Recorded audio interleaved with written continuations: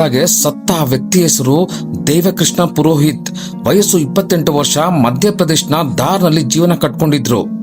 Simple ಆದಂತ ಒಂದು life. ಒಂದು ಸುಂದರ ಹುಡುಗಿನ ಮದುವೆ ಮಾಡಿಕೊಂಡು ನೆಮ್ಮದಿಯಾಗಿ ಜೀವನ ನಡೆಸ್ತಾ ಇದ್ರು. ಅವರ ಹೆಂಡತಿ ಹೆಸರು ಪ್ರಿಯಾಂಕಾ ಪುರೋಹಿತ್. ನೋಡಕ್ಕೆ ತುಂಬಾ ಚೆನ್ನಾಗಿದ್ರು. ಇವರ ಮ್ಯಾರೇಜ್ ಅರೇಂಜ್ ಮ್ಯಾರೇಜ್ ಆಗಿತ್ತು. ಸ್ಟಾರ್ಟಿಂಗ್ ಅಲ್ಲಿ ಚೆನ್ನಾಗಿ ಹೋಗ್ತಾ ಇತ್ತು.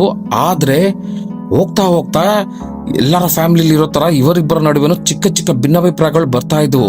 ಸಣ್ಣ ಸಣ್ಣ ಜಗಳ, ಮಾತಾಡದೇ ಇರುವ ಸಮಯ, ಇದೆಲ್ಲರ ಫ್ಯಾಮಿಲಿ ನಾರ್ಮಲ್. ಆದ್ರೆ ದೇವಕೃಷ್ಣ ಇವೆಲ್ಲವನ್ನು ಸರಿ ಮಾಡೋಕೆ ಟ್ರೈ ಮಾಡ್ತಾ ಇದ್ರು. ಆದ್ರೆ ಪ್ರಿಯಾಂಕಾ ಜಗಳದ ಟೈಮಲ್ಲಿ, ನೀನು ಕರಿಯ, ನಿನಗೆ ನನ್ನಂತ ಸುಂದರ ಹುಡುಗಿ ಸಿಗೋಕೆ ಪುಣ್ಯ ಮಾಡಿರ್ಬೇಕು, ನಿನಗೂ ನನಗೂ ಮ್ಯಾಚ್ ಆಗೋದಿಲ್ಲ ಅಂತ ದೇವಕೃಷ್ಣನ ಅವಾಗ ಡಮ್ಮಿ ಮಾಡ್ತಾ ಇದ್ರು. ಪ್ರಿಯಾಂಕಾ ಸ್ವಲ್ಪ ದೇವಕೃಷ್ಣನಿಂದ ಡಿಸ್ಟೆನ್ಸ್ ಆಗ್ತಾ ಇದ್ರು. ಈ ಸಮಯದಲ್ಲಿ ಇನ್ನೊಬ್ಬ ವ್ಯಕ್ತಿ ಪ್ರಿಯಾಂಕಾ ಲೈಫ್ ಅಲ್ಲಿ ಎಂಟ್ರಿ ಕೊಡ್ತಾನೆ. ಅವನ ಹೆಸರು ಕಮಲೇಶ್.